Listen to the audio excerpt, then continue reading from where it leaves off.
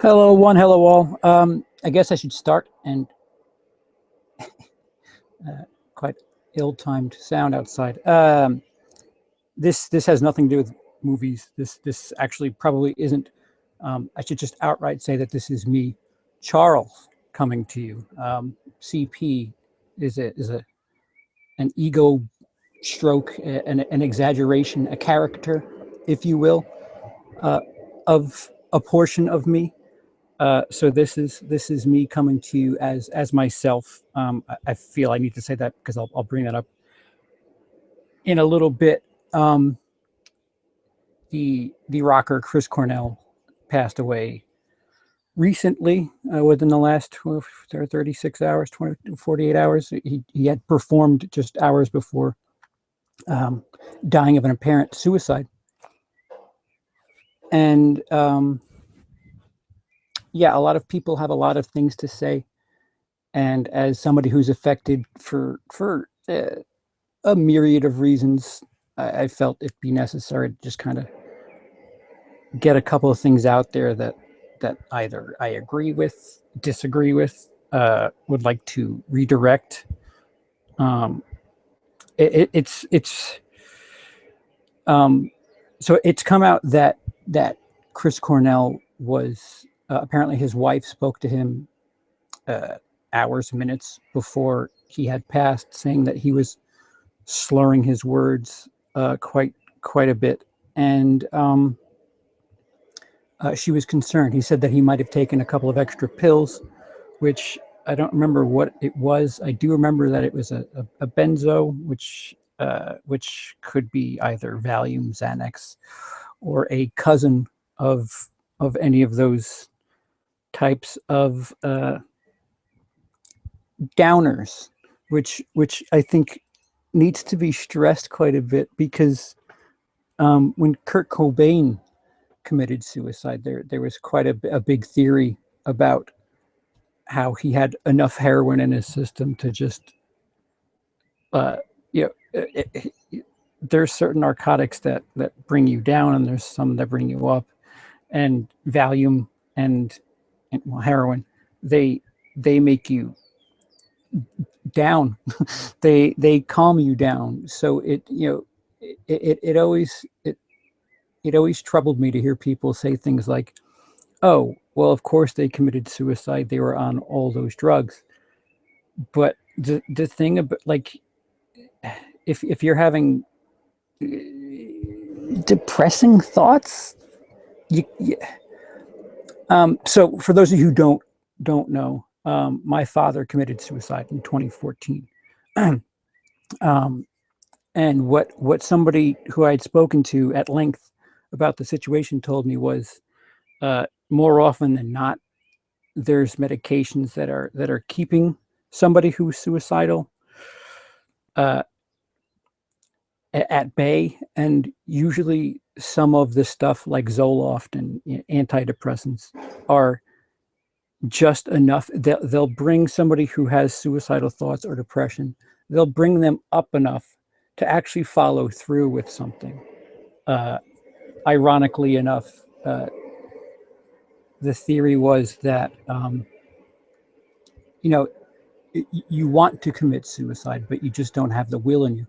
As somebody who's suffered from depression quite a bit, I could relate to that. There's times where I just don't want to go to the bathroom. Like, I know I need to go, but I just don't want to, like, physically go because I don't know. Depression is funky. It kind of takes your willpower away. Um, so people saying that it's probably the drugs. Uh, I'd just wait until um, word gets out. I mean, the fact that he just performed hours before that doesn't make much sense to most people. Um, that isn't that. I mean, it. I, I feel I need to bring up David Carradine.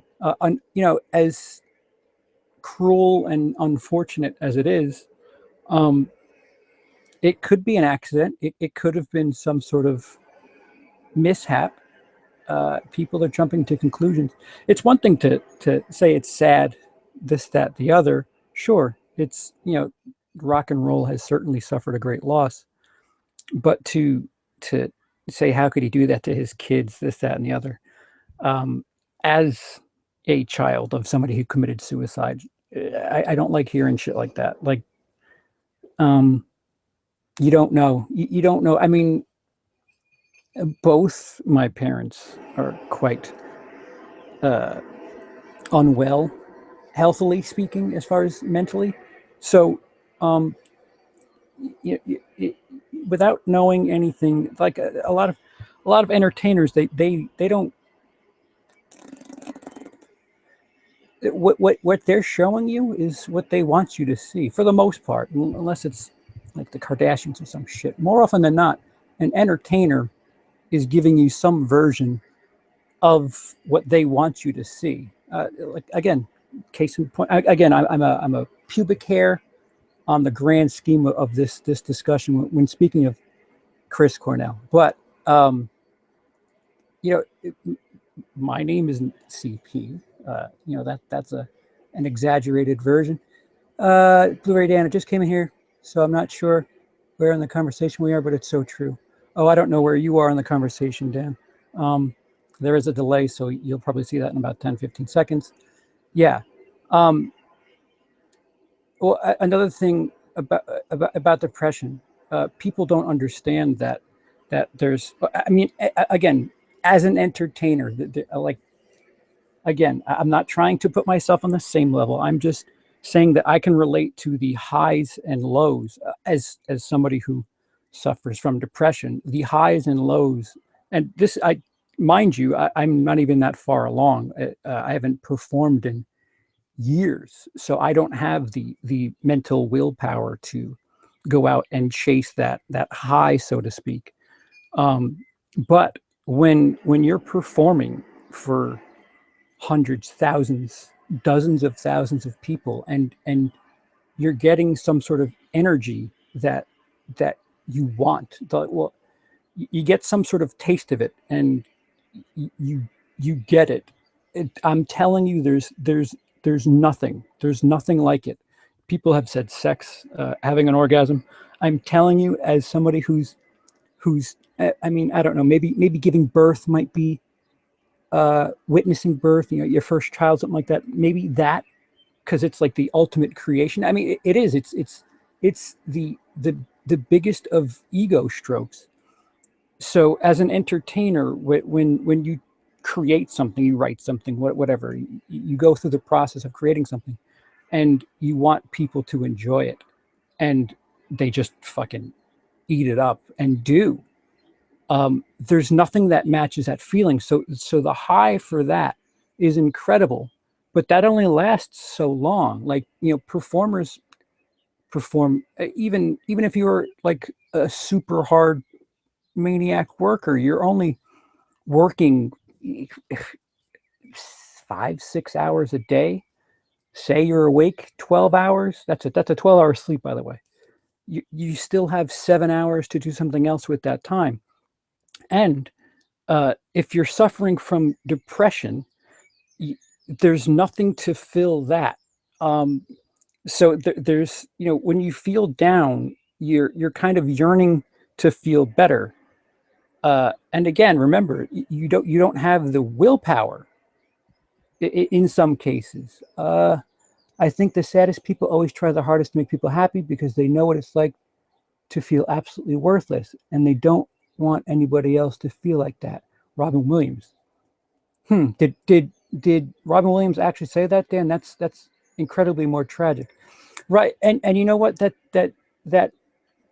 speaks on another point. Robin Williams. There's a theory that he heard that he was terminally ill, which is to say, bringing it to movies. Tony Scott, Ridley Scott's brother, committed suicide. Yes, he did. Thank you, Dan. Tony Scott, Ridley Scott's brother, found out he was terminally ill, committed suicide. I don't think that's cowardice. Like again, until we know the details of what happened with Chris Cornell, like take it easy. Take it easy with the judgment. Uh, the how could he do this to his family? How could he do that? Yeah, I mean, the fact that he performed like hours before is kind of a big point. Somebody brought up something that, and I actually went and watched the clip. They brought up the point that he said something about one of his songs makes him.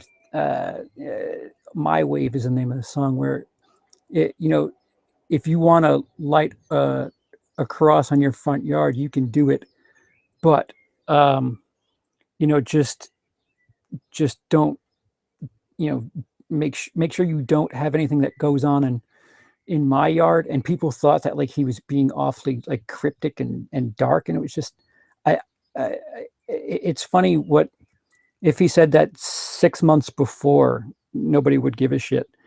But suddenly, the hours leading up to somebody's death, everything's getting psychoanalyzed. Um, I could tell you that I don't think. So I've had thoughts, suicidally. I don't even know if you could pluralize that. Um, and it comes and goes. There's for again, I'll keep going to this high, and that's as an entertainer. That's just, that's not as a human. Although I don't know, maybe it's worse for entertainers, because you keep hearing of all these entertainers that like can't match the buzz. And I'm telling you, if you've ever had any sort of uh, I don't know, redemption with something, creatively speaking, there is something to it. That there's not much to match it. Um, Blurry Dan says, I believe he found out he had Parkinson's disease and was already starting to have the symptoms and already being very depressed. He didn't want that. Yes. I mean, in the case where you know that you're going to deteriorate, how would you blame somebody? It's again, somebody who's directly affected. It's very easy. It's very easy to say things without having any sort of knowledge, any sort of experience. I could say, man, women should really just stop complaining about giving birth. And how am I to say that? Until you're in it, you really don't know. But what I was saying before, the minute, you know, here 1 minute, there another, um, you know, the highs of being a performer to the lows of feeling shitty. It's quick. It's not like, in some cases it's not days and weeks and you see it coming. Some cases you do. The interesting anecdote that I was told about my father. My father sent out a "I'm sorry" text to somebody. The last thing he sent out was Thursday night, um, and they found him Friday morning. Um, but what the police officer that found him, what they said was odd, was he had his lunch prepared, which, I mean, that kind of speaks to exactly what I'm talking about. Um, in some cases, people certainly do plan and go to great lengths to execute. Forgive the poor choice of word. Um, but in some cases, it's just, all right. Well, this is a particularly terrible hour, so uh, for as much as you'd like to not feel pain, uh, sometimes the solution, the irrational solution, is to just stop feeling everything. Um, so I don't know. I don't know where I'm going with this. I can relate. I've had people ask me, CP, you've Charles. There, I'm not CP in this.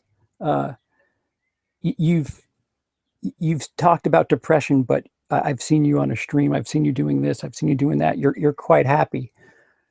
Uh, First of all, yeah, yes, I do quite have fun with people. And it kind of is a faint connection to what I'm talking about.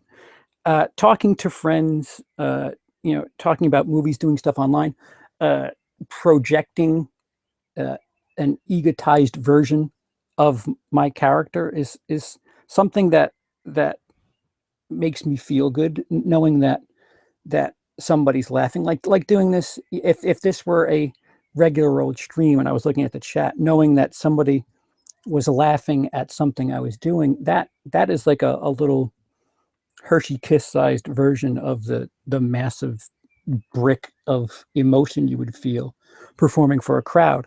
So it, it just because, yes, in a stream I'm laughing, or just because, yes, I'm making a video and showing characteristics of fun, having a good time, doesn't mean that when I shut that camera off, I'm carrying that flow. I mean, and that's just the big picture thing of this. It trust me, it's probably way worse for somebody of that stature. Um, you have a crowd of 15,000 people singing, or you sing along with you, cheering your name, this, that, the other, and and when you're done, I mean, he died in a hotel room. He died. Chris Cornell died in a hotel room, and he spoke to his wife, and they were making plans for Memorial Day, which goes back to exactly what I was talking about with my father. She said he was speaking with a slur, which I, I'm dying to know. There's apparently he died via hanging. Um, I don't think somebody heavy on downers. Again, I certainly could be wrong, but everything I've been told by professionals is that um, you really need to you to want to carry through with a suicide. You need to have some sort of morale. Um, if the easy way out, so to speak, would be to overdose. Because that you're just kind of, it doesn't take much to take pills to set up um, a rope or an apparatus, or to go to a bridge and jump off it, or to break out a gun and actually pull the trigger. That's a lot more difficult. Listen, I'm not saying any one thing is more difficult than the other. Any one thing is more extreme, powerful. Please don't read into what I'm saying. Um, it, to do anything other than just sit there uh, takes takes a bit. Annie, that's the problem. That's a problem with the language. Sadness is a bit of misrepresentation of depression, in my opinion. It's only a small part of it. Depression and being sad, like in normal life, really aren't the same thing. I could not have said that better, Annie. Thank you. Yeah, being sad. Oh, man, I really wish I could get the chat on this video. Yeah, being sad is being sad is the counter to a chuckle. You laugh and then it's over. That's a moment. Being sad is a moment. Depression is it's this thing. Sure, sometimes they're good, sometimes they're bad, but it's just a general like malaise. There are times, and uh, people with depression don't. I can guarantee you, most people don't want to feel that way, but also at the same time are kind of helpless. So I don't know. I don't know where I'm going with this. And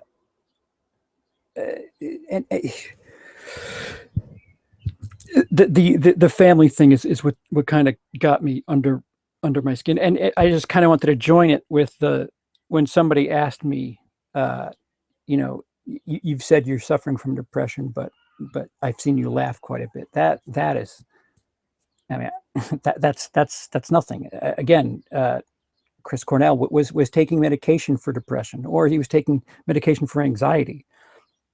And he looks fine if you watch his performance hours before. That's neither here nor there. That has nothing to do with anything. And again, a performer can give you what they want, what they want you to see. This medium especially, you know, I could edit a video and make it seem like nothing is wrong, which is something I was doing for quite a bit, unsuccessfully. I don't know, but just because somebody's happy in one moment, or I mean, it's funny. I never hear that people bring up, if somebody says they're happy, I never hear somebody say, "Oh, but you were crying last week." It's only with depression that there seems to be this flip-flop mentality where, wait, you say you have a depression, but I saw you were having a good time last Wednesday, and it's just like, well, yeah. It's not, I don't, I'll go back to the pregnancy thing. If you don't feel it, or have any sort of experience with it, you have no idea. That's basically what I could say. So I suffer from social anxiety disorder with mild agoraphobia. What that means is when my anxiety's bad, I don't want to leave the house. I don't know how to explain that. When I was at my lowest, which was about a year plus ago, I would stay in a room, which if you remember my streams, that maroon wall behind me, that was my room. I would lock the door, and I felt better with the door locked. At times, there was nobody else in the house. I don't know why. Like, it was uber agoraphobia, because agoraphobia, people have a certain environment. Sometimes it's, more often than not, it's a house. They want to stay in their house. But like, I had this I don't know, minute version of it. But what was weird was I could recognize that there's something wrong. I could recognize that if somebody tried knocking on the door and coming in, that it just didn't seem right. But I couldn't do anything about it. To make myself calm down, I had to lock the door. I don't know why. I didn't think anybody was going to come and get me. I couldn't explain it. It just made me feel better. I know I felt anxious. And it's, I don't know. I guess the point is, until you experience something, you don't know. That, I mean, shit, I was experiencing it, and I don't know. So, you know, if you know somebody that's the biggest risk, Annie, the biggest risk for suicide is when you start treatment and it starts to work. Your energy increases, but your mind isn't quite there. Annie, I brought that up earlier, which is what happened with my father. The professional that spoke to me said that he was in a rut. And the thing about some of these treatments is, some of this stuff, if you're low enough in a rut with depression, you're actually too depressed to commit suicide. That's one of the things I was told. But with some of these treatments, you'll actually get enough courage, or, you know, willpower, wanting to start going around and do things. Whereas if you have any of that old feeling, it's a bit different, because now you have that old feeling, but now you have a little bit of willpower. So it's like you're laying in bed and you just don't want to exist. But, you know, now you're laying in bed, you want to get up and go around, and you don't want to exist. So now you have a little bit of follow through, and that's kind of what happened with my father. And so all the old feelings can come out to play when you have the energy to act on them now. I wonder if adrenaline from performing made it all the more possible in this case. I wouldn't doubt it for 1 second. Not a reason to not get treatment, but it's a short side effect of getting better. Sorry I missed it earlier, and that you have experience with that. Thank you. No, it's fine. So yeah, you just don't know. And you know, it's so funny how people think they know entertainers. They know what they see. Shit, you watch reality TV. That's not reality. That's so staged. I like using the word simulated simulated reality, simulated spontaneity is something that I like to try to pull off in some instances. That, you know, sure, in the moment it looks like it feels like it, but you know, there's hundreds of people that are none the wiser. You know, just because, yeah, he's a great dude and he's got a great family and he looked fine just hours ago, it doesn't mean shit. When people are going through stuff, yeah, some people don't tell other people. I mean, I watched a clip of Chris Cornell from, I think, November, when he was doing a tribute to Lane Staley, who is another rock star, quite popular, and he was quite emotional on stage.